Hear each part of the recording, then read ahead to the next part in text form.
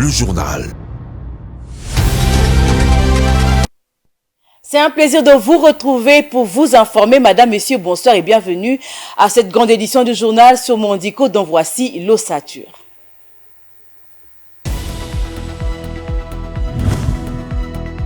La conférence épiscopale nationale du Congo Cinco suggère à la Commission électorale nationale indépendante CENI de trouver une alternative qui rassure sur le plan de l'objectivité et de l'efficacité pour l'audit externe du fichier électoral si l'Organisation internationale de la francophonie OIF n'est pas choisie pour des raisons politiques.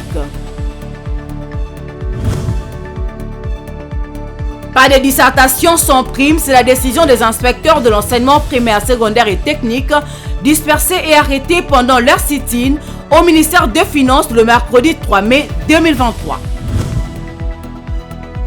La ville de Kinshasa a annoncé pour très prochainement l'inhumation des indigents enregistrés dans la capitale congolaise. C'est au cimetière de Fula Fula qu'ils reposeront désormais. Les responsables de la morgue centrale de Kinshasa appellent la population à ne pas céder à la panique. Bonsoir. La centrale électorale CENI a requis l'expertise de l'Organisation internationale de la francophonie OIF pour un audit du fichier électoral congolais. Cette initiative de la Commission électorale nationale indépendante a suscité des réactions diverses quant à la nationalité de la secrétaire générale de cette organisation, Louise Mushikiwabo, qui est rwandaise et ancienne ministre des Affaires étrangères et dont la proximité avec Paul Kagame est une inquiétude pour le Congolais. Sur ce point, la CENCO et l'ECC se sont concertés et ont livré leurs préoccupations communes via Monseigneur Donatien Cholet. Suivez ses propos. Comme mission d'observation, la CENCO et l'ECC, nous sommes dans la dynamique d'accompagner la CENI pour crédibiliser davantage le processus électoral. Et chaque fois que nous sommes préoccupés par quelque chose qui peut entamer la crédibilité, nous nous empressons à rencontrer les responsables de la CENI pour échanger avec eux. Et là, je suis heureux que jusque-là, on a toujours une oreille attentive. Ce qui nous a amené aujourd'hui à rencontrer le président de la CENI, M. Denis Kadima, c'est le débat qui est en train de naître, un certain narratif qui est en train de naître par rapport à la nécessité de l'audit international, l'audit qui devait être mené par l'OIF, invité d'ailleurs par la CENI, mais on entend depuis un certain temps des réactions comme quoi ce n'est pas bon par rapport à la souveraineté du pays, par rapport à l'intégrité, et surtout que la directrice de l'OIF, c'est une Rwandaise.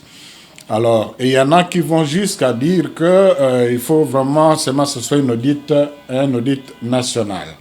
Et nous, ça nous préoccupe. D'abord, les arguments sont politiques, ça peut se comprendre politiquement par rapport à la présence de la Rwandaise à la tête de l'OIF.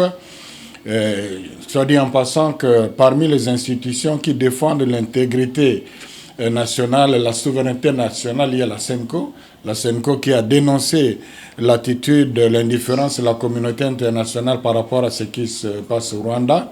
Je vous informe que nous venons d'avoir une mission conjointe avec l'ECC aux États-Unis pour justement sur la situation à l'Est.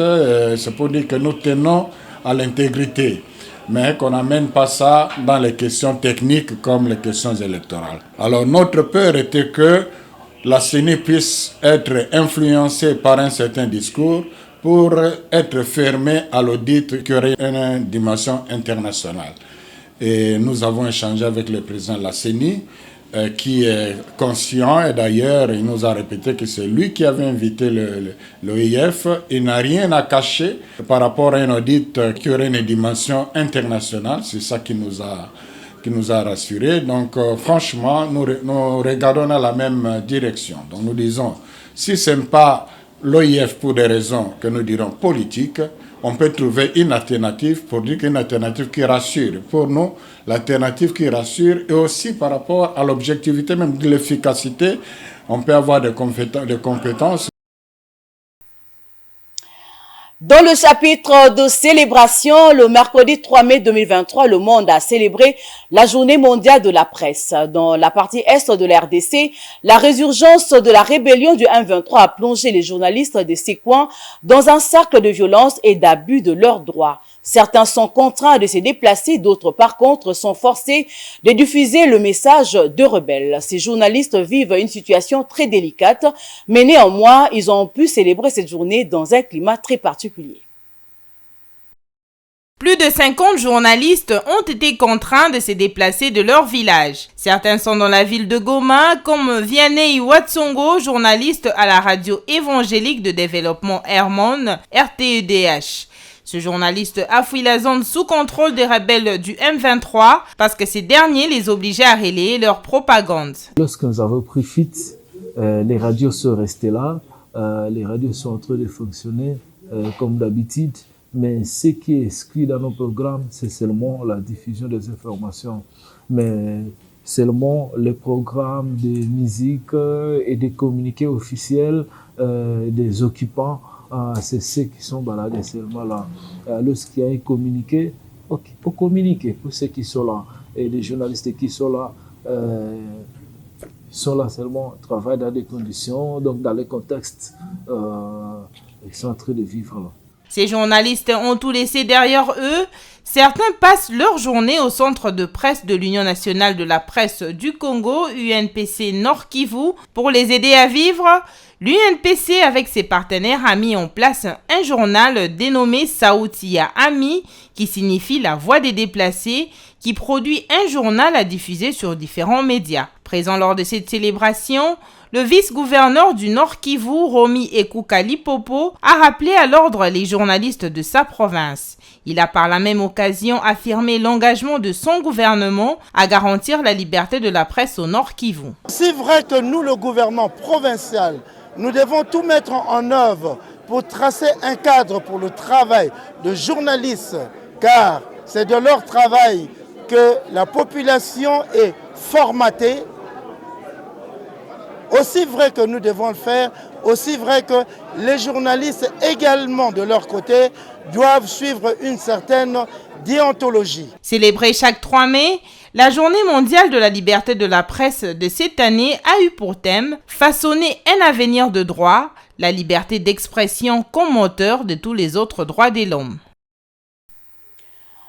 Parlons coopération dans ce journal. Au cours d'une réunion tenue le mercredi 3 mai par le ministre de Finances Nicolas Kazadi, les autorités congolaises et la mission du Fonds monétaire international FMI ont annoncé un accord au niveau de service dans le cadre de la 4e revue du programme économique. Cet accord est le résultat d'énormes efforts consentis par le gouvernement dans la gestion macroéconomique du pays. Regardez.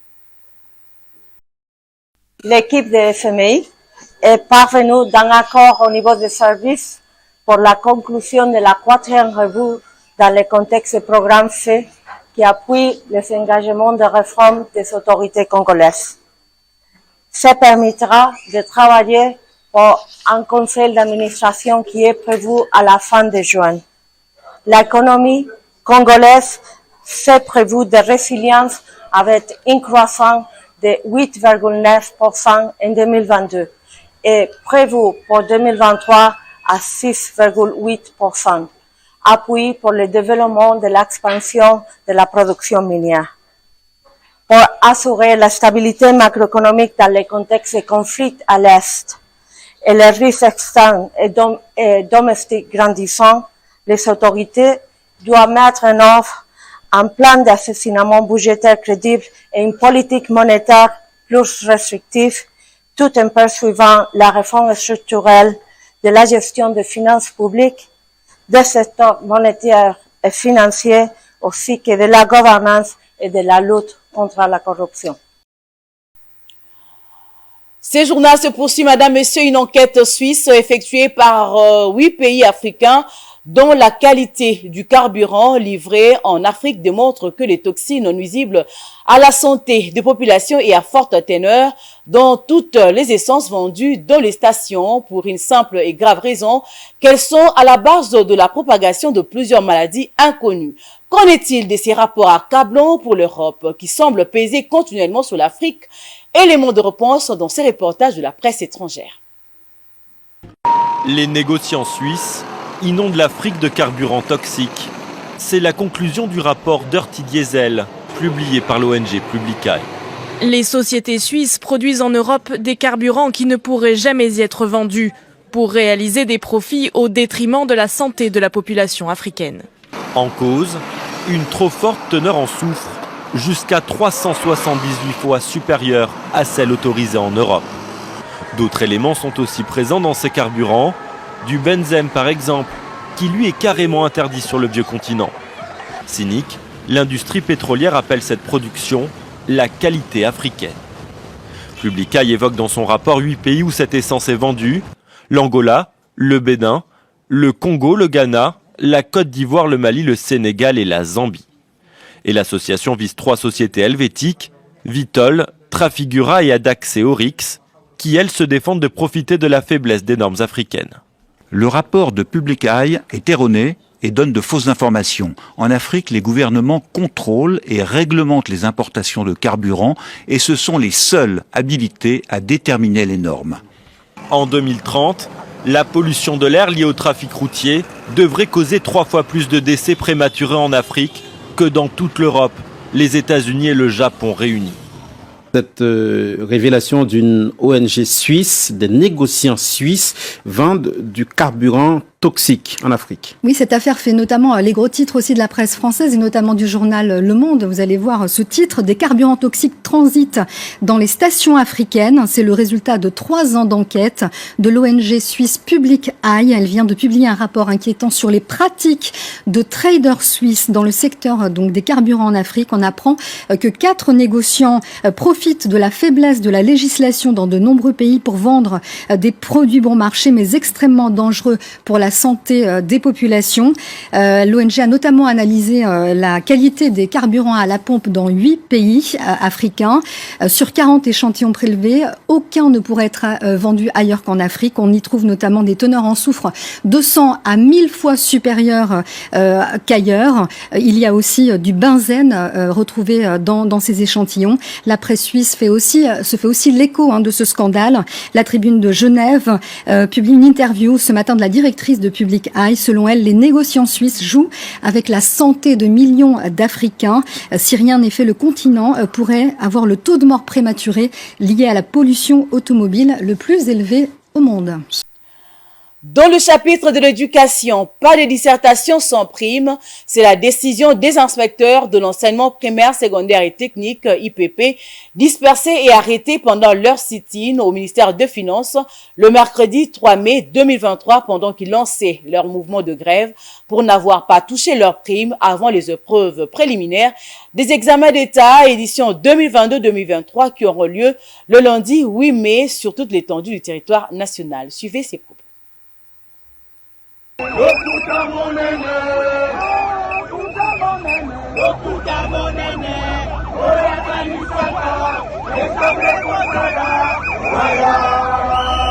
Ils étaient devant le ministère des Finances le mercredi 3 mai 2023 pour réclamer leurs primes.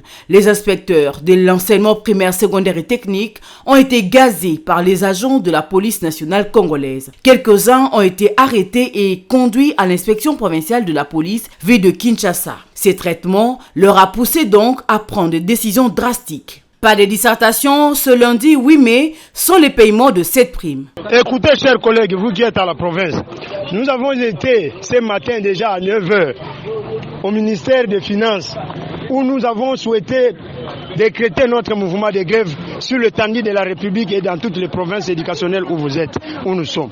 Seulement arrivé là, le mot d'ordre est venu, on ne sait pas de quelle politique. Il a utilisé les policiers qui nous ont jeté des gaz lacrymogènes. Ils nous ont dispersés tous.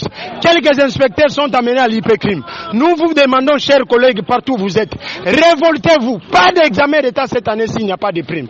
Tout a commencé.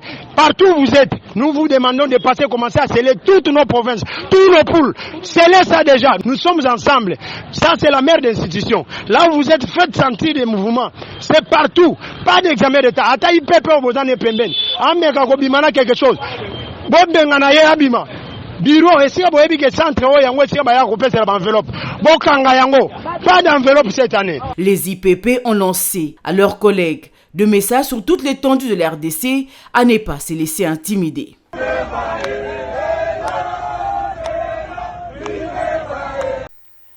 Et puis la ville de Kinshasa a annoncé pour très prochainement l'inhumation des indigents enregistrés dans la capitale congolaise. C'est au cimetière Fula Fula qu'ils reposeront désormais. D'après un communiqué rendu public depuis le 2 mai dernier, la direction de la morgue centrale de Kinshasa demande à la population de ne pas céder à la panique, car cette opération se déroulera en public et en plein jour. Bijou Lumuna. La morgue centrale de Kinshasa informe la population congolaise et quinoise en particulier qu'elle va procéder à l'inhumation des corps des personnes indigentes à partir de ce dimanche 7 mai 2023 au cimetière Fula Fula de Maluku. Elle demande à la population de ne pas paniquer parce que ces inhumations se feront à la lumière du jour et au respect strict dû aux morts. En santé, les faux ongles, communément appelés plaquages par les femmes, sont à la mode depuis quelques années à Kinshasa. Ça permet d'obtenir de mains soignées et esthétiques. Le rendu est certes séduisant, mais il existe aussi de risques pour la santé de main en raison de produits utilisés pour le plaquage de ces ongles artificiels. Bijou Lumuna. Les faux ongles sont devenus un accessoire de mode très prisé dans la ville de Kinshasa. Il y en a de toutes sortes et toutes les couleurs. Plusieurs femmes sont fanatiques de ces ongles artificiels, comme Bénédicte qui recourt à cette pratique pour son apparence extérieure. Je préfère mettre ça lors des fêtes ou manifestations parce que ça me fait du bien. Juste pour l'esthétique. Quand j'ai mis ça, je ne suis pas à l'aise pour me laver, manger ou encore changer mes vêtements. Voilà pourquoi je préfère mettre ça pour les fêtes. Dans les rues et marchés de la capitale, la pose des ongles artificiels est une activité à part entière pour bon nombre de jeunes. C'est le cas de Kalostar, un trentenaire qui détient un stand de plaquage au grand marché de Kinshasa. Son stand est toujours bondé, surtout les week-ends, car il sait garder la clientèle en utilisant du vernis permanent, très apprécié par les femmes. Il s'explique. Le vernis permanent, tout ça la gêne. Tout ça la gêne, tout ça la résine. Tout ça la résine, il y a ma capsule. Tout ça la gel, il y a ma capsule. Tout ça la vernis permanent, ma vernis à machine. C'est dit, vernis, on a permanent sur le batteau. On va faire un mois, et on va le. S'ils peuvent donner de la fraîcheur et de l'éclat au look, ces faux ongles ne sont pas sans danger. Les produits utilisés pour la pose de ces ongles artificiels, gel, colle ou encore de la résine, ne sont pas inoffensifs. Ils peuvent engendrer des risques tant pour la santé des ongles naturels que pour les tissus autour des ongles. Le docteur Sylvie dénombre plusieurs conséquences pouvant résulter de cette pratique. Plusieurs conséquences au niveau de la santé. L'ongle a plusieurs parties. Nous avons la plaque inguinale qui constitue toute l'ongle, je peux dire, et il y a d'autres parties qui les constituent. Quand vous mettez les fausses ongles, d'abord, on ne connaît pas les matériels que les petits gars qui font les vernis, en fait, qui mettent, on ne sait pas c'est composé de quoi. Quand vous mettez, vous utilisez ces matériels-là, d'autres s'entraînent, ça peut entraîner ou s'entraîne des pathologies. À l'ablation des fausses ongles, vous allez remarquer qu'il y a des taches blanches qui restent, ou il y a même d'autres qui peuvent entraîner des petites exulcérations au niveau de la partie proximale de l'ongle. Et ce qui va entraîner peut-être une plaie, ou ça peut entraîner une onychomycose. Ce que je peux conseiller à ces femmes-là, c'est qu'ils peuvent mettre la propriété des ongles Mais le plaquage de langue là n'est pas vraiment un très bon usage. Un très bon usage plutôt. Ce que je peux conseiller, c'est d'arrêter ces pratiques-là. Outre les conséquences néfastes sur la santé des mains, les faux ongles représentent un danger pour la santé sexuelle et reproductive des femmes et des jeunes filles. Ils ne facilitent pas la toilette intime et les risques des blessures sont récurrents. Tout simplement parce que leur pose favorise l'infiltration des microbes dans les ongles. Parlons sport à présent. Les choses sont désormais tirées au clair.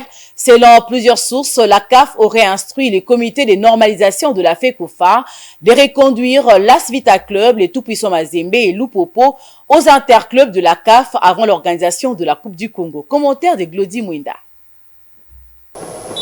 Et c'est parti pour cette explication. Selon certains proches de la FECOFA, le CONOR n'attend que le rapport de la Linafoot pour exécuter l'appréciation de la CAF, qui est au courant de la situation de la saison sportive 2021-2022 en République démocratique du Congo. Le même source nous renseigne qu'une réunion tripartite entre la FECOFA, l'Inafoot, l'AFDCECO sera organisée un de ce jours pour mettre les choses au clair. Certaines bouches autorisées de la Linafoot confirment aussi une probabilité d'une saison blanche. Notons que le championnat national de la République démocratique du Congo ne s'est joué que pendant 2 mois. Certains dirigeants sont prêts à renoncer pour une saison blanche, indique notre confrère Josué Chinkobo. À la frappe enchaînée au but de Mazembe. L'ouverture du score du Corbeau du Toupé Mazembe. Toujours en sport, pour finir, une enquête est envisagée par le ministère de Sport et Loisirs pour tirer au clair les dossiers liés à la fameuse facture proforma émise dans le cadre de la location du dit stade, mais aussi sur les dossiers liés aux arriérés de salaire des agents de cette enceinte sportive. Images et commentaires de la cellule de communication de sport. La communication des gestionnaires du stade de Martyrs de la Pentecôte permet à l'opinion de se rendre compte que le ministre des Sports et Loisirs, François-Claude Kaboulou-Mwana Kaboulou, est tout simplement victime de la manipulation dans les dossiers liés aux arriérés des salaires des agents et à la facture proforma émise dans le cadre de la location de cette infrastructure. Quant à la première affaire, de manière claire, les responsables du stade de Martyrs de la Pentecôte ont expliqué comment l'actuel ministre des Sports et Loisirs est innocent. Non, ils sont à 3 mois parce que le nouveau ministre n'a pas encore fait 1 mois. Ce n'est pas à mettre sur le dos de son Excellence, Monsieur le ministre.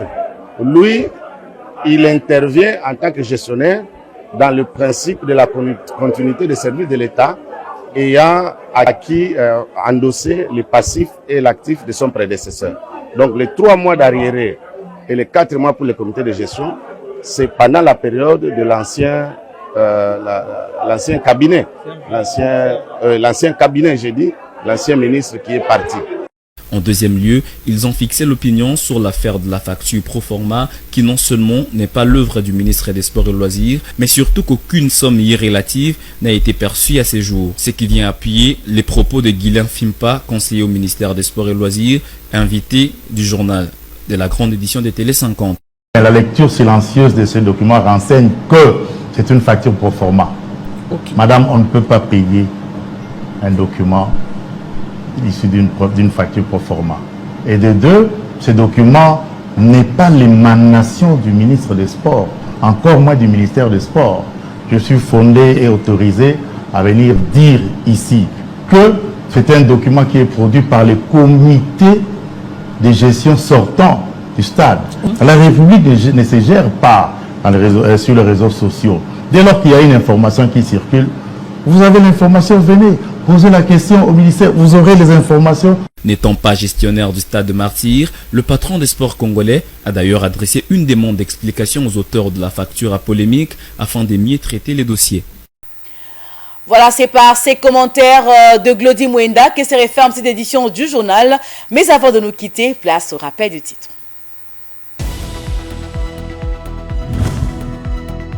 La conférence épiscopale nationale du Congo (CENCO) suggère à la Commission électorale nationale indépendante CENI de trouver une alternative qui rassure sur le plan de l'objectivité et de l'efficacité pour l'audit externe du fichier électoral si l'Organisation internationale de la francophonie OIF n'est pas choisie pour des raisons politiques.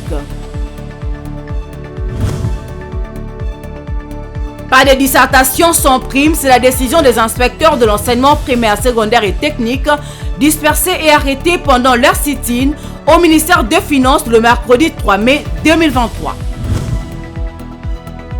La ville de Kinshasa a annoncé pour très prochainement l'inhumation des indigents enregistrés dans la capitale congolaise. C'est au cimetière de Fula Fula qu'ils reposeront désormais. Les responsables de la morgue centrale de Kinshasa appellent la population à ne pas céder à la panique. C'était le journal de la rédaction. Merci de l'avoir suivi. Prenez rendez-vous demain vendredi avec Viningali Junior. Bonne suite de programme sur Mondico Télévision. Bonsoir.